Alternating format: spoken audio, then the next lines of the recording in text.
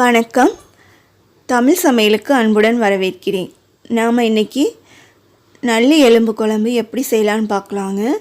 ரொம்ப டேஸ்ட்டாக இருக்குங்க. இந்த மாதிரி ஒரு டைம் செஞ்சிங்கன்னா நீங்கள் எப்போவும் இதே மாதிரி தான் செய்வீங்க. கண்டிப்பாக செஞ்சு பாருங்கள். ரொம்ப அருமையாக டேஸ்ட்டாக இருக்கும். ரொம்ப உடம்புக்கு நல்லதுங்க. எப்போவுமே குழம்பே செஞ்சுட்டு இல்லாமல் மட்டன் குழம்பு செய்யாமல் இந்த மாதிரி ஒரு டைம் நல்லி எலும்பு வாங்கிட்டு வந்து குழம்பு வச்சு சாப்பிட்டு பாருங்கள்.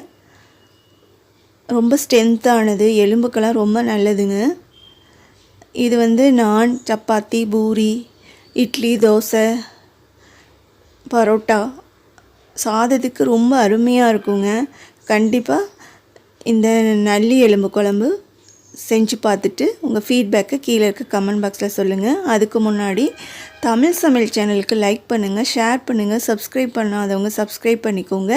கீழே இருக்க பெல் ஐக்கானையும் ப்ரெஸ் பண்ணிவிடுங்க. அப்போ தான் நான் போடுற வீடியோஸ்லாம் உங்களுக்கு வரும். இப்போ நல்லி எலும்பு எடுத்துக்கலாங்க. கூடவே கொஞ்சம் கறி எடுத்திருக்கேன், 1/2 கிலோ வாங்கியிருக்கேன். நீங்கள் வந்து உங்கள் தேவைக்கான அளவு வாங்கிக்கோங்க. நான் இப்போ 1/2 கிலோ அளவுக்கு சொல்கிறேங்க. இப்போது நம்ம அரைக்கிறதுக்கு தேவையான பொருட்கள்: ஒரு 1/4 மூடி தேங்காய் எடுத்துக்கலாங்க. ஒரு பெரிய வெங்காயம் சின்னதாக கட் பண்ணி எடுத்துக்கலாம். 10 பூண்டு பல், ஒரு விரல் சைஸ் இஞ்சி அது சின்னதாக கட் பண்ணி வச்சுக்கலாம். கொத்தமல்லி தழை ஒரு கைப்பிடி, 1 ஸ்பூன் ஜீரகம், 1 ஸ்பூன் சோம்பு, 1/2 ஸ்பூன் மிளகு. அதுக்கப்புறமா இது எல்லாமே நல்லா மிக்சியில் அரைச்சிக்கலாங்க. ரொம்ப நைஸ் பேஸ்ட்டாக அரைக்க வேண்டாம், கொஞ்சம் திரியாகவே இருக்கட்டும். இப்போ நல்லி எலும்பு எடுத்துக்கலாங்க. அதில் 1 ஸ்பூன் மஞ்சத்தூள் ஆட் பண்ணிக்கலாம். 1 ஸ்பூன் மட்டன் மசாலா ஆட் பண்ணிக்கலாம்.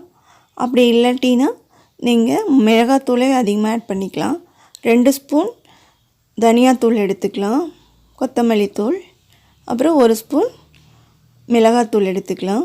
1 ஸ்பூன் உப்பு போட்டுக்கலாம். அவ்வளோதாங்க. இதெல்லாம் நல்லா மிக்ஸ் பண்ணிக்கலாம். கறியில் எல்லாமே பிடிக்கிற மாதிரி மிக்ஸ் பண்ணிக்கலாம். தேவையான கொஞ்சம் தண்ணி தெளித்து நல்லா மிக்ஸ் பண்ணிக்கோங்க. அவ்வளோதான். இப்போ நம்ம ஒரு குக்கர் எடுத்துக்கலாம். குக்கரில் நம்ம மசாலா மிக்ஸ் பண்ணி வச்சுருந்த மட்டனை போட்டுக்கலாம். அப்புறம் அரைச்சி வச்சுருந்த அந்த மசாலாவை ஆட் பண்ணிக்கலாம். லைட்டாக கொஞ்சமாக அந்த மிக்சியில் கொஞ்சம் தண்ணி ஊற்றி அலசி அதுலேயும் ஊற்றிக்கலாம். ஏன்னா அதில் நிறைய மசாலா ஒட்டியிருக்கும். இப்போ லைட்டாக கிளறி விட்டுக்கலாம். இப்போ ஒரு கொதி வரட்டுங்க. லைட்டாக ஒரு கொதி வர வரைக்கும் நம்ம அப்படியே இருக்கட்டும். நீங்கள் வந்து நான் 1/2 கிலோ எடுத்திருக்கேன். நீங்கள் வீட்டில் எவ்வளோ பேர் இருக்காங்களோ அவ்வளோ பேருக்கு தேவையான மட்டன் எடுத்துக்கோங்க. குவான்டிட்டி வந்து டபுள் ஆக்கிக்கோங்க. 2 ஸ்பூன் ஆயில் ஊற்றிக்கலாம். எந்த ஆயிலாக இருந்தாலும் பரவாயில்லைங்க, தேங்காய் எண்ணெய் கூட ஊற்றலாம், நல்லா டேஸ்ட்டாக தான் இருக்கும். இப்போ ஒரு கொதி வரட்டும். கொதி வந்தோடனே நம்ம வந்து மூடி போட்டு 5 விசில் இல்லை 7 விசில் விட்டு இறக்கி வச்சுக்கலாங்க. தமிழ் சமையல் சேனலுக்கு சப்ஸ்கிரைப் பண்ணாதவங்க கண்டிப்பாக சப்ஸ்கிரைப் பண்ணிக்கோங்க. சப்ஸ்கிரைப் பண்ணுறது ஃப்ரீ தாங்க. கண்டிப்பாக சப்ஸ்கிரைப் பண்ணிடுங்க ப்ளீஸ். இப்போ தாளிக்கிறதுக்கு தேவையான பொருள் எடுத்துக்கலாம்.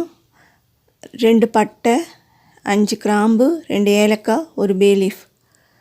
அப்புறம் ஒரு பேன் எடுத்துக்கலாம். அதில் ஆயில் ஊற்றிக்கலாம். ஒரு 2 ஸ்பூன் ஆயில் ஊற்றிக்கோங்க. இது நல்லா சூடாகட்டும். எண்ணெய் சூடானதுக்கப்புறமா பே லீஃப் கட் பண்ணி போட்டுக்கலாம். பட்டை, ஏலக்காய், கிராம்பு, பச்சை மிளகாய் 1 இதெல்லாம் போட்டு நல்லா ஃப்ரை பண்ணிக்கலாம். ஃப்ரை ஆனதுக்கப்புறமா வெங்காயம் ஆட் பண்ணிக்கலாங்க. ஒரு பெரிய வெங்காயம் சின்னதாக கட் பண்ணி போட்டுக்கலாம். ஒரு தக்காளி நல்லா சின்னதாக கட் பண்ணி அதையும் போட்டுக்கலாம்.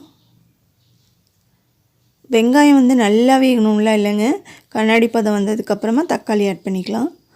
அதுக்கப்புறமா உப்பு கொஞ்சம் ஆட் பண்ணிக்கலாங்க. ஆல்ரெடி நம்ம மட்டனில் வந்து உப்பு ஆட் பண்ணியிருக்கோம், அதனால் பார்த்து இந்த தக்காளி வெங்காயத்துக்கு தகுந்த மாதிரி உப்பு போட்டுக்கலாம். இப்போது நம்ம வேக வச்ச மட்டன் எலும்பு அதை வந்து இதில் ஆட் பண்ணிக்கலாம். ஆட் பண்ணிவிட்டு கொஞ்சம் நல்லா ஃப்ரை ஆகட்டும். அதில் இருக்க தண்ணி இருந்ததுன்னா அதையும் ஆட் பண்ணிக்கோங்க. மட்டன் வேக வச்சதில் தண்ணி இருந்ததுன்னா ஆட் பண்ணிக்கோங்க. இப்போ உங்களுக்கு கிரேவியாக நிறைய கிரேவி வேணும்னா இப்போ ஆஃப் பண்ணிக்கலாம். கொஞ்சமாக கொதித்ததுக்கப்புறம் ஆஃப் பண்ணிடுங்க. இல்லை கொஞ்சம் திக்காகவே இருக்கட்டும் அப்படின்னா நல்லா கொதிக்க வச்சு திக்காகி எடுத்து வச்சுக்கலாங்க. அவ்வளோதான், நம்மளுடைய நல்லி எலும்பு குழம்பு ரெடி ஆயிடுச்சு. ரொம்ப டேஸ்ட்டாக இருக்குங்க. கண்டிப்பாக நீங்கள் இந்த மாதிரி செஞ்சு பாருங்கள். இப்போ நான் வேறு பவுலுக்கு மாற்றிட்டேங்க. டேஸ்ட் பண்ணி பார்த்துட்டேன், ரொம்ப டேஸ்ட்டாக இருக்குது. வாங்க சாப்பிட்லாம். சாப்பிட்டு செஞ்சு பார்த்துட்டு உங்கள் கமெண்ட்டை கீழே இருக்க கமெண்ட் பாக்ஸில் கண்டிப்பாக உங்கள் ஃபீட்பேக் சொல்லுங்கள். மறக்காமல் லைக் பண்ணுங்கள், ஷேர் பண்ணுங்கள். சப்ஸ்கிரைப் பண்ணாதவங்க சப்ஸ்கிரைப் பண்ணிக்கோங்க. கீழே இருக்க பெல் ஐக்கானையும் ப்ரெஸ் பண்ணிவிடுங்க. அப்போ தான் நான் போடுற வீடியோஸ்லாம் வரும் உங்களுக்கு. நன்றி, வணக்கம். எல்லோரும் ஹாப்பியாக இருங்க.